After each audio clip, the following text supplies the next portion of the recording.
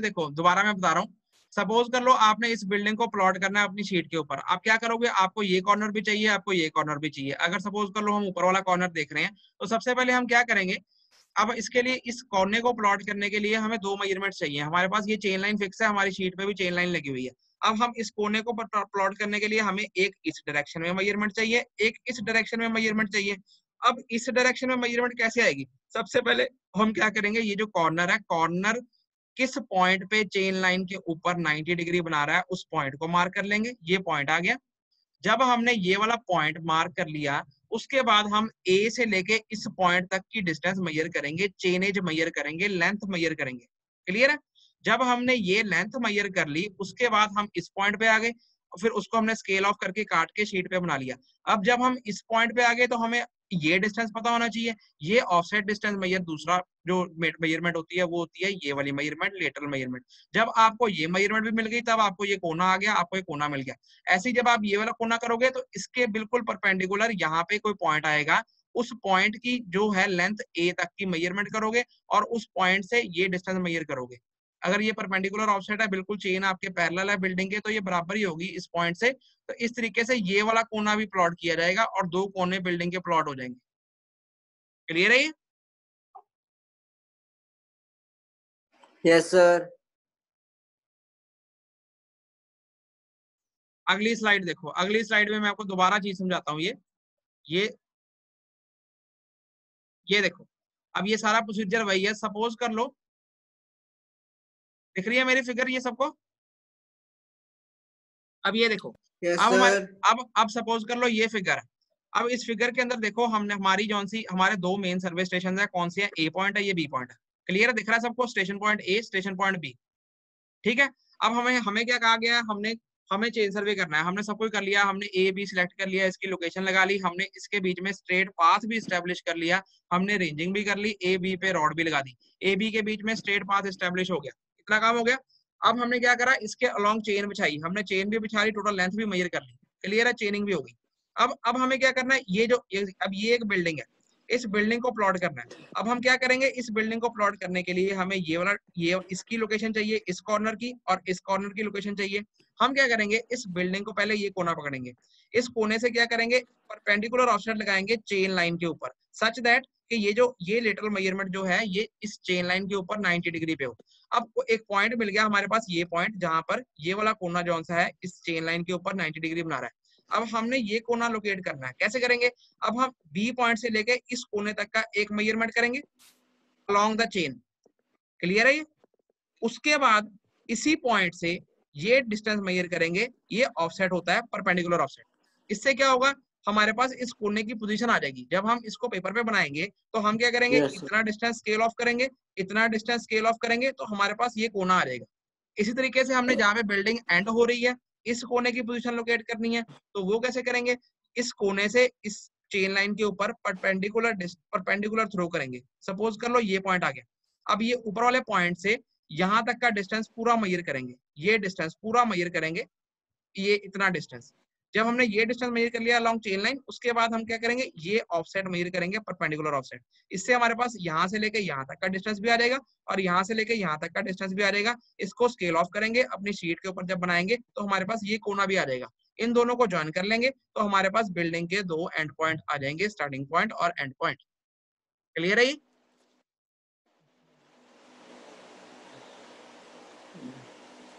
Clear है student? सबको clear होना चाहिए। देखो अब ये देखो, यही है सारा समरी चेन सर्वे की प्रैक्टिकली, कि रेंजिंग, चेनिंग, ऑफसेटिंग करके प्लान कैसे बनाना है। ठीक है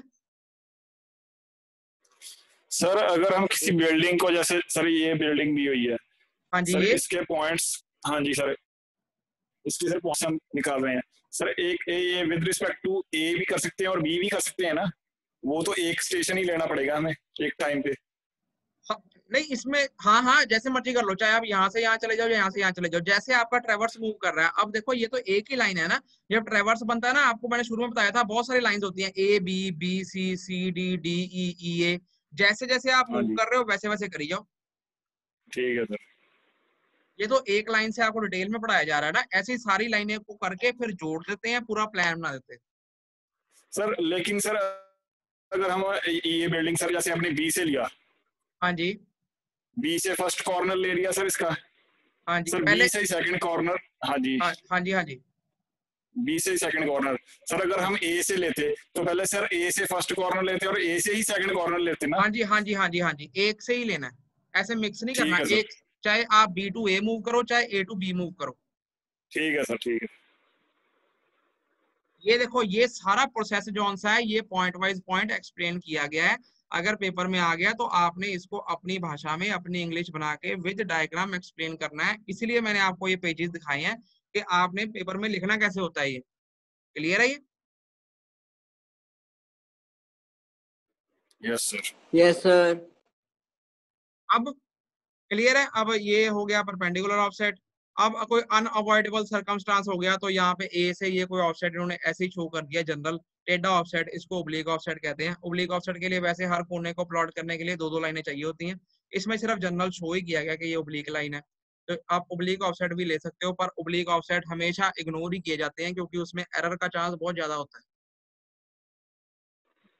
सर इसमें सर परपेंडिकुलर में हम सर मिनिमम 2 लेंगे ना रीडिंग्स जो ऑफसेट लेंगे। जितने कोने बनाने हैं, अब सपोज कर लो स्क्वायर बिल्डिंग है, मतलब क्वाड्रिलेटरल मतलब 4 साइडों वाली बिल्डिंग है, तो उसको बनाने के लिए 2 साइडें चाहिए। अगर दो, क्योंकि ठीक है, पीछे से अगर हम लॉन्ग ब्रेक लाइन मार दे तो हमें पीछे की मेजरमेंट करने की जरूरत नहीं है। Yes sir. Sir perpendicular means के परपेंडिकुलर हम अगर साइड करेंगे तो कितने हमें कॉर्नर नजर आ रहे हैं सर, वही लेंगे सर हम। देखो स्टूडेंट, जब भी आपने सपोज कर लो कोई प्लान बनाना है, तो आपकी ये चेन लाइन है, जो आपको दिख रहा है, जो यहाँ बिल्डिंग दिख रही है, यहाँ पर आपको कोई ट्री दिख रहा है, कोई इलेक्ट्रिक पोल दिख रहा है। अब जैसे अब इसके अंदर ज्यादा बनाया नहीं गया, कोई यहाँ पे पेड़ आ गया, कोई बिल्डिंग और आ गई, जितने फीचर आ गए सारे ही बनाने पड़ने हैं, सारे, कोई नहीं छोड़ सकते, जितना ठीक ऑन है सर, साइट है ठीक है कंस्ट्रक्शन सारी बनानी पड़नी है।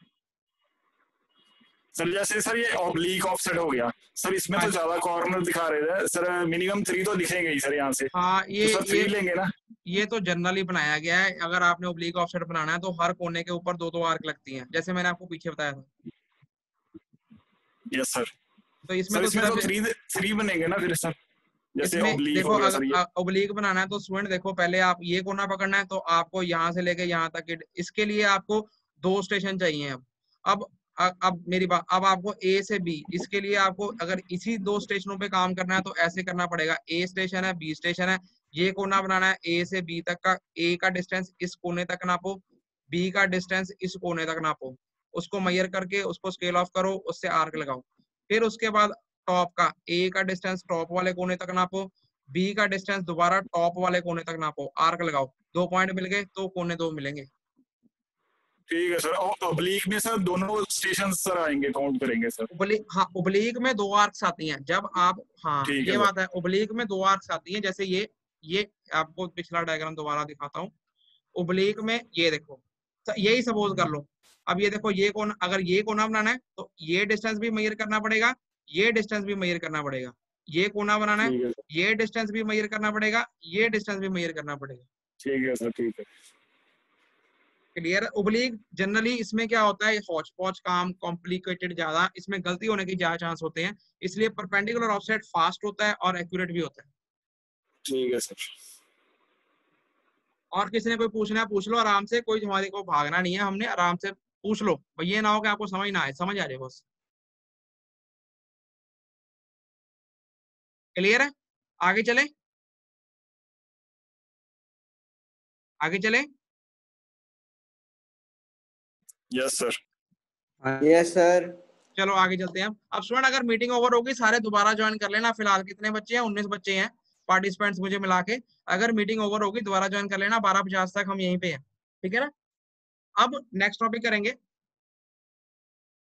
अब हमारा ये आपको पता लग गया सारे ऑफसेट क्या होते हैं, कितने टाइप के ऑफसेट होते हैं, परपेंडिकुलर ऑफसेट, ओब्लिक ऑफसेट। अब ऑफसेट बनाने कैसे हैं, ये सारा प्रोसीजर आपने अपनी लैंग्वेज में एक्सप्लेन कर देना, जो मैंने आपको हिंदी पंजाबी इंग्लिश में समझाया है आपकी भाषा में।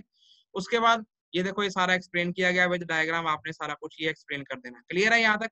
अब नेक्स्ट टॉपिक क्या है स्टूडेंट? देखो, अब हम, क्योंकि हम परपेंडिकुलर ऑफसेट जनरली कंसिडर करते हैं, तो परपेंडिकुलर बनाने के लिए कुछ इंस्ट्रूमेंट यूज किए जाते हैं सर्वेइंग के अंदर।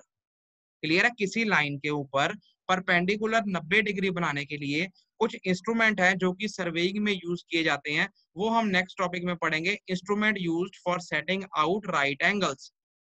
क्लियर है? राइट एंगल सेट करने के लिए, 90 डिग्री सेट करने के लिए, परपेंडिकुलर सेट करने के लिए कौन से इंस्ट्रूमेंट यूज होते हैं जनरली सर्वेइंग में? अब देखो 4 तरीके से हम कर लेते हैं। एक होती है simple measuring tape. Measuring tape मतलब सिंपल आपकी जो टेप होती है जिससे आप मेजरमेंट करते हो, मतलब फीता जिसे आप कहते हो, उससे भी आप 90 डिग्री बना सकते हो। एक होता है क्रॉस स्टाफ, आगे पढ़ाता हूँ। क्रॉस स्टाफ भी एक इंस्ट्रूमेंट होता है, इसमें हम लाइट की रे को यूज करते हैं 90 डिग्री बनाने के लिए। एक ये ऑप्टिकल स्क्वायर, नाम से पता लग रहा है ये भी ऑप्टिकल इंस्ट्रूमेंट है, इसमें भी रे ऑप्टिक्स यूज करना है, रिफ्लेक्शन ऑफ लाइट यूज करनी है।